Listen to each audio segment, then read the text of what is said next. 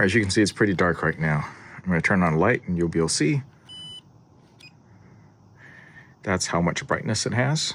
And as you can see, there's actually a distinct cutoff here, so it doesn't actually blind someone that's driving too badly. This is, of course, the shape of the light. As you can see, it's a little bit hard to capture because it's actually quite bright. And because the iPhones gain capability of handling flares very well, as you can see, it's kind of muted out like that. Outside, it is pretty dark right now. It's about 6 p.m., of course, in the winter. I'm going to turn on the light. You'll see that it actually has pretty good coverage. Here we go. See that? It functions kind of like as a square though, so wherever you're pointing to. So if you need a little bit more broad light to see to the left and right of you, you're going to want to have external lights. But as far as seeing ahead of you, I think it's perfectly good. And as far as visibility from the side, it's not super visible from the side. That's where you have a little bit of help from here. But really, you need to be wearing like a helmet that will do a better job.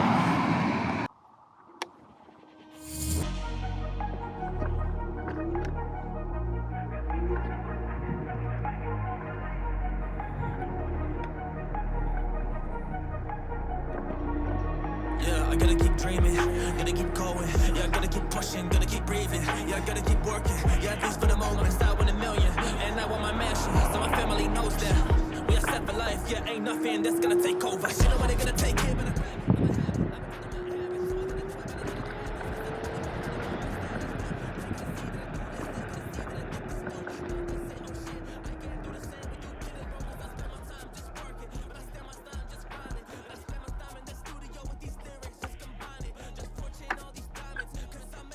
Okay, let's see. Let's see.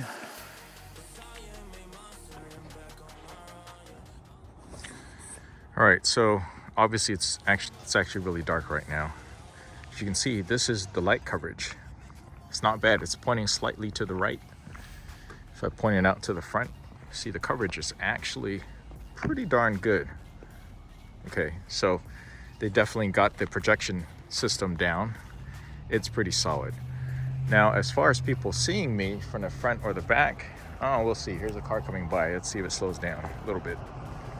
And the answer is, yeah, it moved. He definitely moved a little bit more out of the way. So they definitely see that, there's a vehicle here. And it probably helps that I have a blinking helmet too. So again, this is with the light on. As you can see, it's it's pretty bright. All right, now you could do brighter, but I'm going to turn it off now. You can see we go from that to this. Okay.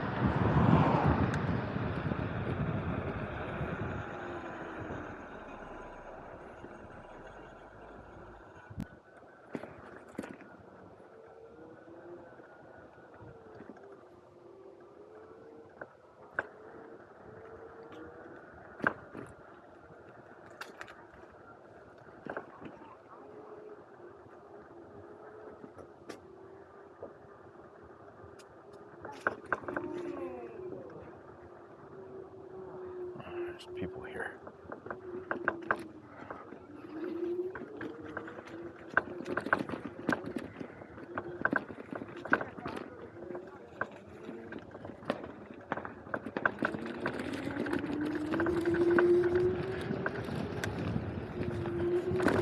It's definitely enough to see up ahead. See some people.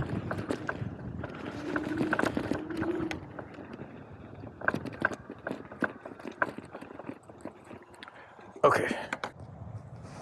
All right, you can't actually tell, but it's actually pretty pitch black here.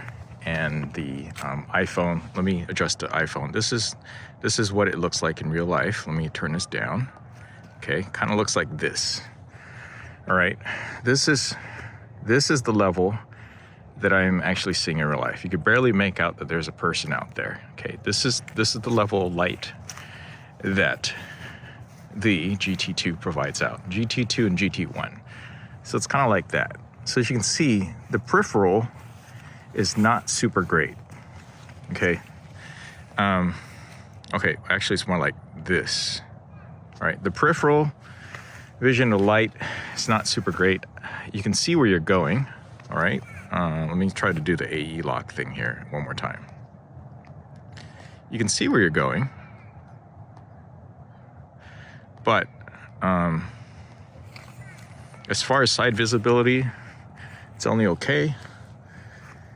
And probably some more peripheral lights are going to be a little bit better and probably just safer for everyone overall.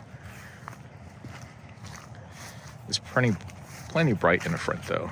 Projection wise, you can definitely see what's on the road up ahead. And this is kind of like in a sort of off-road scenario here.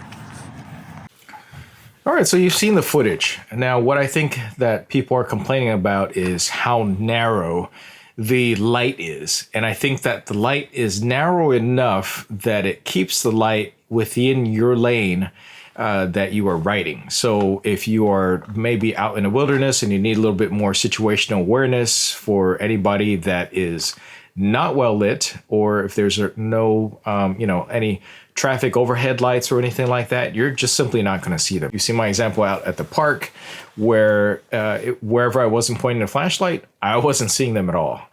But in a sense, this is actually better for overall use in the traffic situations. I feel like where Segway could have improved upon this is have separate beams, one for the central focused so that you can see straight up where you're going, and then also some ambient lights that kind of point out to the left and right that just give a little bit more ambient light. So that you can see your surroundings a little bit better, but also don't make it too bright too. You definitely don't want a situation where you have the lights that are just way too bright and blast light everywhere, blinding other people and thereby causing an accident. That's also not good too. So would I get extra lights for the Segway GT series as I'm riding out? Yes, my helmet already has a built-in light. I think something you can do is definitely get one of those head-mounted lights. I think that would be helpful, maybe mounted on your helmet or something like that. That would help with more situational awareness. And then you also want some more surrounding lights as well, just for visibility from the left and right. As you can see, visibility from the left and right was not one of the strong points of the Segway GT series. But as far as straight on lights where it points forward, I think what Segway has is more than enough. I think that field is fully covered and is probably the safest and most, let's say, least annoying for anybody that you might be following in traffic.